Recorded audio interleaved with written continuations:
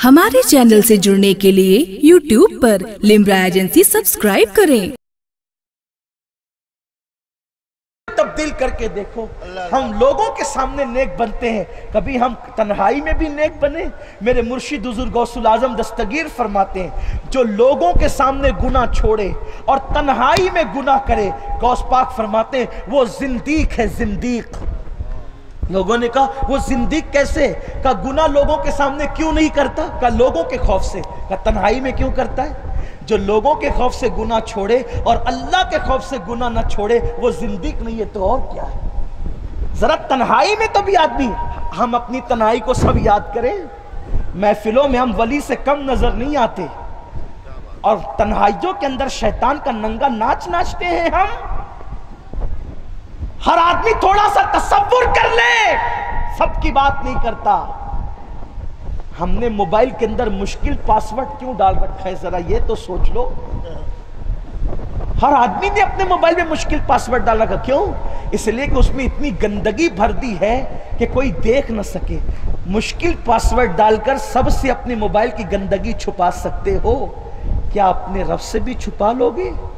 हुआ माकुम ऐनमा कुंतुम, तुम जहां कहीं हो अल्लाह तुम्हारे साथ है। इतना साथ है, नहनु अक़रबु इलैहि मिन हब्लिल वरीद वत्तकुल्लाह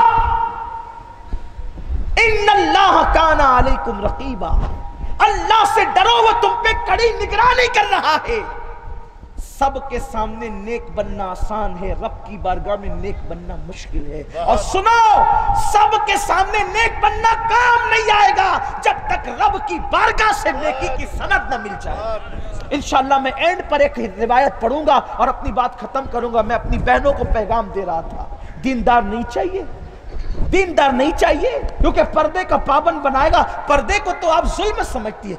हिंदुस्तान में हमारे उलमा जानते हैं, जो अखबारात पढ़ते हैं या जो लोग न्यूज़ से सुनते वगैरह रहते हैं, उन्हें पता है हिंदुस्तान में ऐसे ऐसे सीरियल अब आगाज कर दिए गए हैं, शुरू कर दिए गए हैं, जिससे इस्लामी बहनों के अंदर इस्लाम से बगावत का रुझान पैदा हो।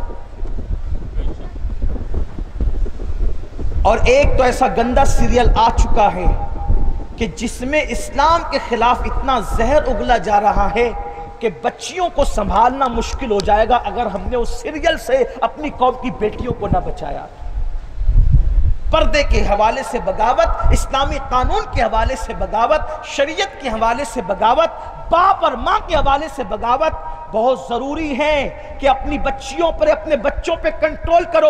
और मैं कौम की बेटियों को पैगाम देना चाहता हूं, सीरियल देखकर जिंदगी सीखने की जरूरत उनको है जिनके पास मोहम्मदुर रसूलुल्लाह की जिंदगी नहीं है, जिनके पास माँ आयशा सिद्दीका की जिंदगी नहीं है, जिनके पास सैयदा फातिमातुज़ ज़हरा की जिंदगी नहीं है। हम लोग यतीम और बेसहारा नहीं है। हुजूर ने हमें बिस्तर से लेकर दफ्तर तक की सारी जिंदगी का सलीका सिखा दिया है। हमें किसी सीरियल की जरूरत नहीं है। सीरियल की जरूरत उनको है जिनके पास उसवा मोहम्मदी मौजूद नहीं है। आज कौम की बेटियां पर्दे से बगावत कर रही है, तिजोरियां भरी हुई है कपड़ों से, लेकिन आज भी इज्जत की हिफाजत नहीं कर पा रही है। सैयदा फातिमा के पास एक दुपट्टा है जिसमें 17 पेवन लगे हुए हैं। 16 पेवन कपड़ों के हैं और 17वां पेवन को कपड़ा नहीं मिलता तो चमड़े का सैयदा ने पेवन 17वां लगा रखा है। लेकिन हया का हाल ये है कि आपके दुपट्टे को कभी चांद और सूरज ने भी नहीं देखा। मेरे इमाम ने कहा, जिसका आंचल न देखा महो महर ने, उस रिदाए नज़ाहत पे लाखों सलाम। एक बार इमाम आली मकाम से किसी ने कहा था, हुसैन तेरी माँ बड़ी नेक थी, तो आपने कहा था तूने सच कहा। जब मेरी माँ का विसाल हुआ, 6 या 7 साल की मेरी उम्र थी, लेकिन मैंने इतने बचपने में भी अपनी माँ के सर के बालों को कभी नहीं देखा। सोचो, जो अपनी औलाद से अपने सर के बालों को छुपाए, उनके तकवे का हाल क्या होगा। अल्लाह अल्लाह, ए खातूने जन्नत की कनीजो, आओ फिर तजदीद वफा कर लो, आओ फिर दीन की तरफ पलट जाओ, आओ फिर शरीयत की तरफ पलट जाओ। इसलिए कि दीन से दूर हो जाओगे तो तबाह हो जाओगे, दीन के करीब आओगे तो निजात पा जाओगे।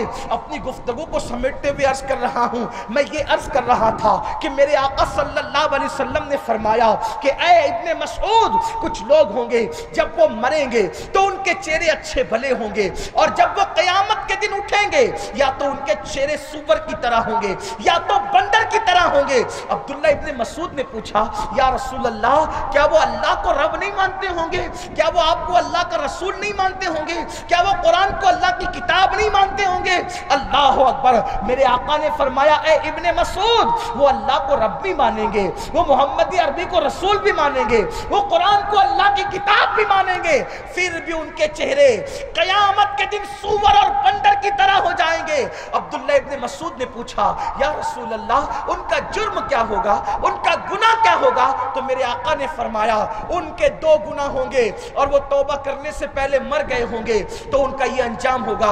पूछा, वो 2 गुनाह क्या है? फरमाया, पहला गुनाह तो ये है कि वो शराब का नाम बदल बदल कर पिएंगे, और दूसरे वो म्यूजिक और गाने कसरत के साथ सुनेंगे। ये 2 गुनाह जो करेगा और तौबा के बगैर मरेगा, क़यामत के दिन उसका चेहरा या तो सूअर की तरह होगा या तो बंदर की तरह होगा।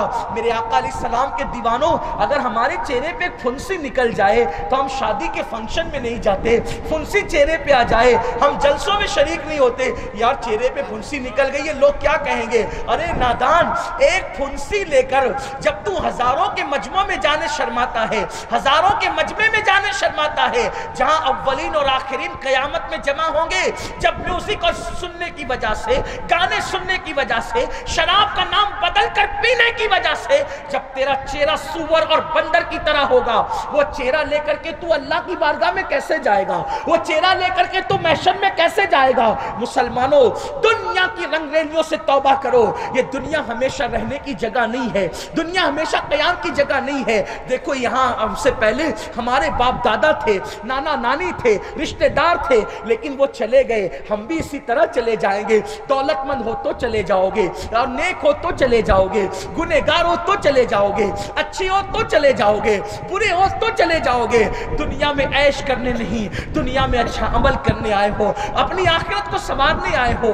मेरे आका अलैहिस्सलाम के प्यारे दीवानों, अल्लाह फरमाता है, हम तुम्हारी समात के बारे में पूछेंगे, फिर फरमाया वल बसर, और हम तुम्हारी बसारत के बारे में, तूने आंख से क्या क्या देखा, क्या देखा आंखों से? आज चलती हुई लड़कियों का चलना मुश्किल हो गया है, मोहल्ले की बेटियों का गली में निकलना मुश्किल हो गया है।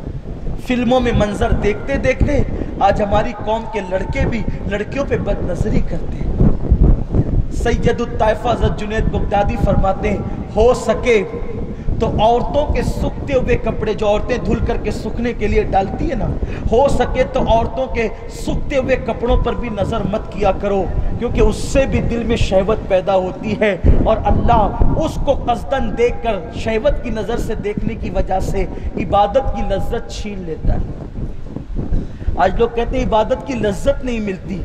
हज़रत जुनैद बगदादी से किसी ने पूछा, इबादत की लज्जत मुझे नहीं मिलती। फरमाया, शायद तूने किसी जानी की आंखों में झांक लिया है, इसलिए अल्लाह ने तुझसे इबादत की लज्जत को छीन लिया है। अगर जानी की आंखों में झांक ले तो इबादत की लज्जत छीन ली जाए, खुद ज़िना करे तो उसको इबादत की तौफीक कैसे हो? सोचो तो सही। और आंखों के ज़िना में कितने लोग मसरूफ़ हैं, आंखों के ज़िना में कितने लोग मुब्तला हैं, जो अपनी आंखों से औरतों पे गलत नजर डालें, वो आंखों के ज़िनाकार हैं। सीरियलों के अंदर कितने नंगे नाच हम देखते हैं, आंखों का ज़िना नहीं होता। एक बुजुर्ग ने लिखा है, शेख अब्दुल्ला मूसली रहमतुल्लाह अलैह फरमाते हैं, जरा दिल के कानों से सुनना, ईमान पर खात्मा बड़ी नेमत है। अगर नबी का बेटा भी ईमान पे न मरे तो वो भी जहन्नम में जाए। नहीं जानते, नूह अलैहिस्सलाम का बेटा कहलाने वाला, अल्लाह ने फरमाया लैसा मिन आलिका, ये तेरी आल से न रहा, अब वो जहन्नम में जाएगा कि नहीं जाएगा? क्यों? क्योंकि उसका खात्मा कुफ्र पे होगा। नबी की बीवी भी अगर कुफ्र पे मरे तो वो जन्नत में नहीं जाएगी। नूह अलैहिस्सलाम की बीवी, एक बीवी जन्नत में नहीं जाएगी। लूत अलैहिस्सलाम की एक बीवी जन्नत में नहीं जाएगी। क्यों?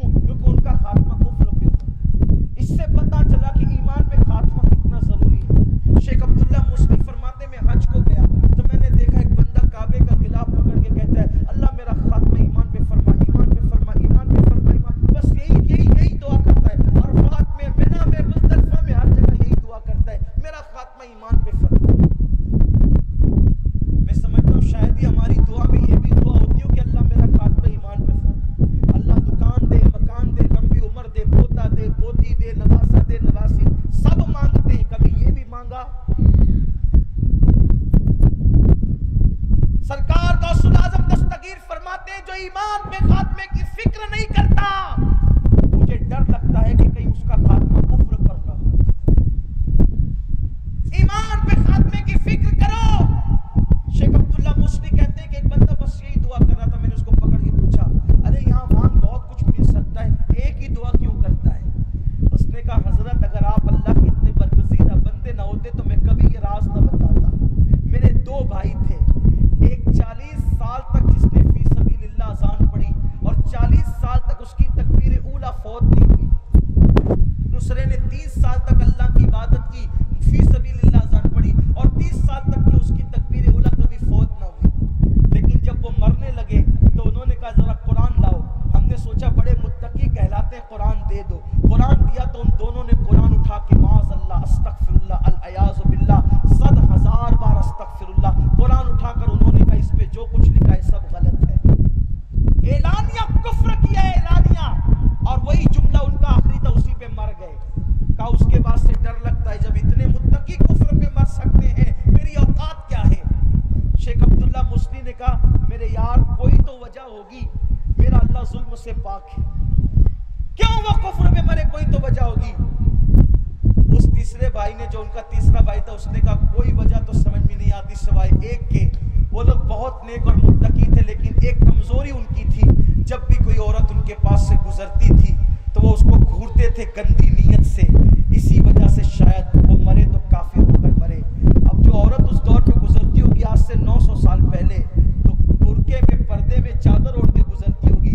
चादर ओढ़ी हुई औरत को बदनीयती से देखने वाला जब 40 साल तक तकबीर उला फौत न करे तो वो मर रहा है तो कुफ्र पर। जो हीरो हीरोइन को नंगा नाचते हुए सिर्फ फिल्मों में देख रहा है, उसके ईमान का क्या होगा, उसके खात्मे का क्या होगा? सुन्नियों, खौफ करो, खौफ करो, अल्लाह से डरो। बात खत्म करते हुए अर्ज करूं, हालात पे काबू हो सकता है, कंट्रोल हो सकता है, बस यही कि दीनदार सिर्फ दाढ़ी और टोपी और कुर्ते पाजामे वाले से दीनदार न बने, अपने दिलों में अल्लाह का खौफ और खशियत और तकवा पैदा करें। इसी पे बात खत्म करता हूं। सच्चे दीनदार बने, अंदर से दीनदार बने, खौफ खुदा दिल के अंदर पैदा हो। फारूक आजम अपने दौरे खिलाफत में एक दिन सोचते हैं, नेक तो लोग बहुत हैं लेकिन कोई मुत्तकी भी है?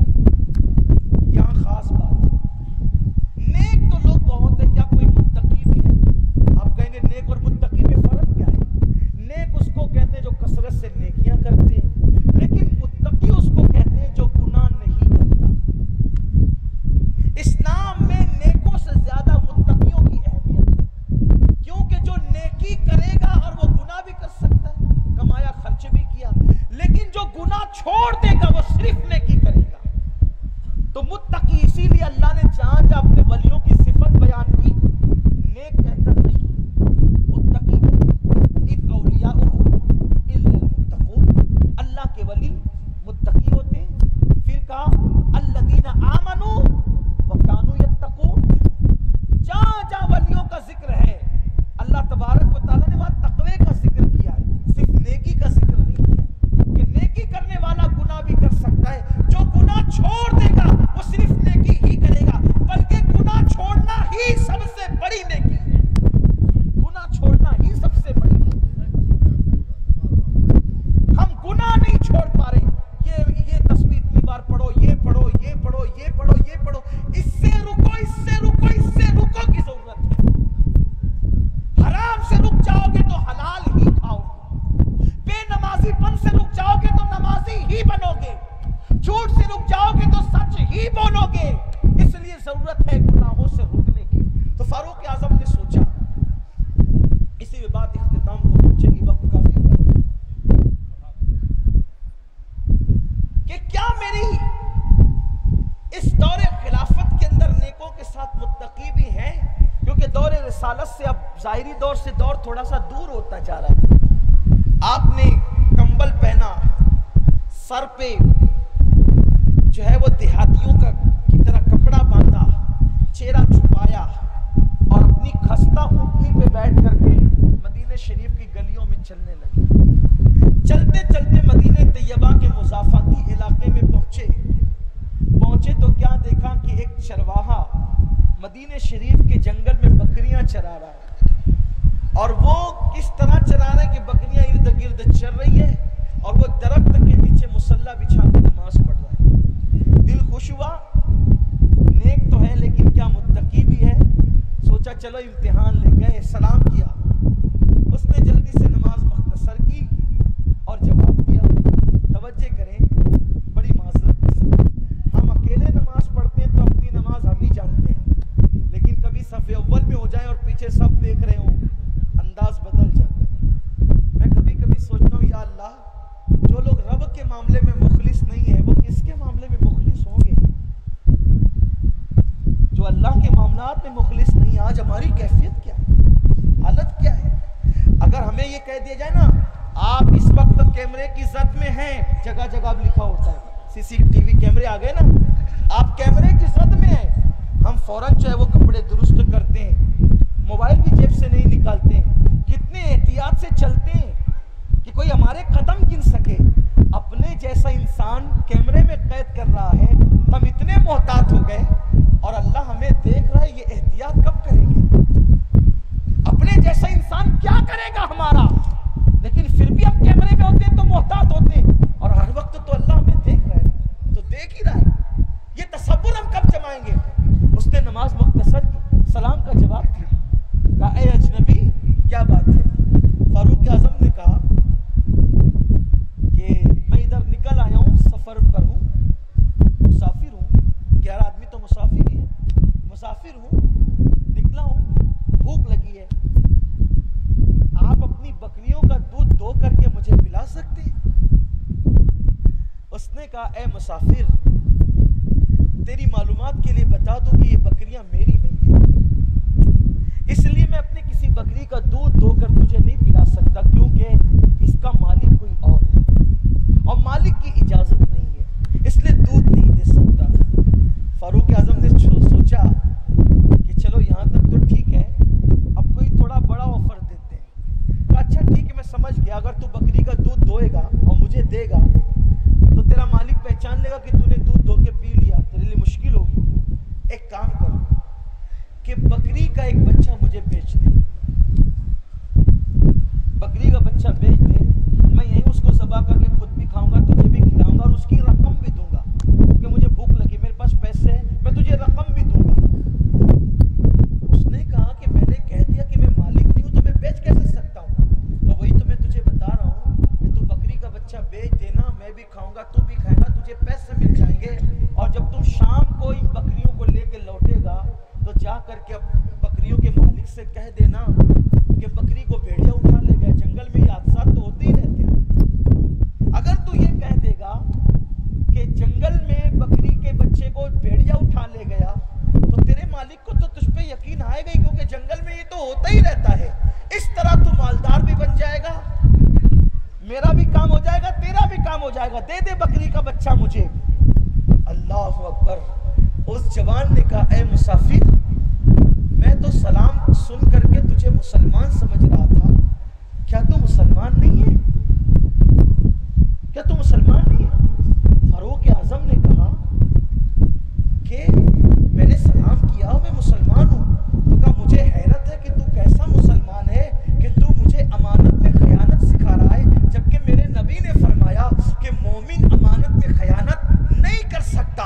और जो तू ये कह रहा है ना कि ये बकरी का बच्चा मुझे बेच दे और बेचने के बाद शाम को जा करके कह देना कि भेड़िया खा गया, उसका मालिक तो नहीं देख रहा है। अरे बकरियों का मालिक नहीं देख रहा है, मगर मेरा और तेरा मालिक तो मुझे देख रहा है। मैं झूठ बोल के उसको मुतमईन कर सकता हूँ, लेकिन झूठ बोल के क्या मैं क़यामत के दिन अल्लाह तबारक व तआला की बारगाह में भी जो है वो जवाब दे सकता हूँ? हरगिज़ नहीं। सैयदना फारूक आजम ने उस बंदे का ये तकवा देखा, उसको सीने से लगा करके फरमाया, तो जैसे जवान जब तक रूए जमीन पे जिंदा रहेंगे, उम्मत मुस्लिमा को कभी सवाल नहीं आ सकता। मेरे प्यारे आका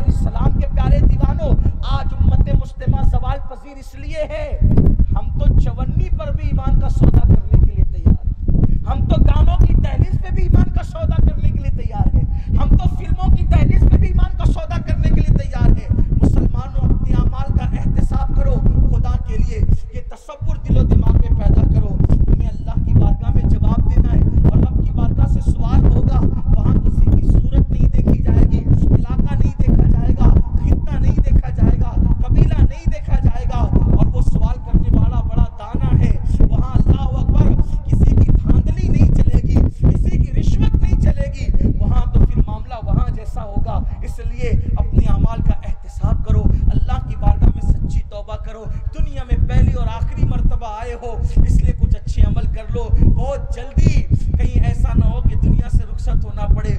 मौत की तलवार सर पे लटक रही है, पता नहीं आइंदा की जिंदगी मिले ना मिले, इसलिए हर दिन अपनी जिंदगी का आखिरी दिन समझकर जितनी नेकियां कर सकते हैं कर लें। मेरे आका अलैहिस्सलाम के दीवानों, शबे बारात भी आ रही है, तौबा की रात आ रही है, आज़ादी की रात आ रही है। रब को मनाएं, रब को राजी करें। सबको मनाना मुश्किल है, रब को मनाना बहुत आसान है। निदामत के दो आंसू करीम की बारगाह में पेश कर दो तो मेरा मौला राजी हो जाता है। अरे गुनाह से तौबा करने वाले जब तौबा करते हैं तो क्या से क्या बन जाते हैं। आइए हम भी सच्ची तौबा करें ताकि अल्लाह तबारक व तआला हम सबको नेक बना दे, हमारी आखिरत संवार दे, हमारी जिंदगी संवार दे। याद रखें, नेकी की बरकत से जब खुदा मिल जाता है तो नेकी की बरकत से दुनिया की नेमतें क्यों नहीं मिल सकती। मुसलमानों, ये दारुल अहले सुन्नत मदीनतुल अरबिया के इस सालाना इजलास में उलमा मशाइख के सामने सच्ची तौबा कर लें। और सच्ची तौबा इसी का नाम है कि जैसे बकरी के थन से निकलने वाला दूध दोबारा उसी सुराख से उसके थन के अंदर नहीं जा सकता, ऐसा तौबा करने वाला जब एक मर्तबा गुनाह से तौबा कर लेता है तो फिर दोबारा उस रास्ते न जाए, इसी को सच्ची तौबा कहते हैं। और जो ऐसी तौबा करते हैं वो अल्लाह के महबूब बन जाते हैं। अल्लाह मुझे आप सबको सच्ची तौबा की तौफीक अता फरमाए। गुफ्तगू के दरमियान अगर कोई गलती हो गई हो अल्लाह ताला माफ फरमाए। अस्तगफिरुल्लाह रब्बी मिन कुल्लि ज़ंबिन व अतूबु इलैहि व मा अलैना इल्लल बलाग। अस्सलामु अलैकुम व रहमतुल्लाहि व बरकातहू। हमारे चैनल से जुड़ने के लिए YouTube पर लिम्रा एजेंसी सब्सक्राइब करें।